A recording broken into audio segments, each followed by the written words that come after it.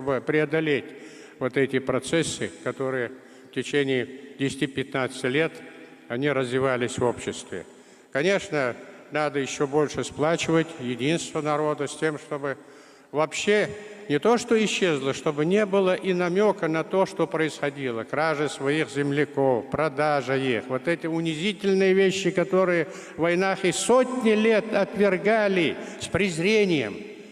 Ведь и победа в Великой Кавказской войне, 25 лет шла эта война, одна, а вся, наверное, стоит еще больше. Почему она была так долго? Потому что крепостная, зависимая Россия воевала со свободной демократической Чечней. И вот эта внутренняя свобода была разрушена вот этими людьми, которые оказались у власти. И вот с этим наследием, его трудно и описать, вот приходилось и приходится бороться.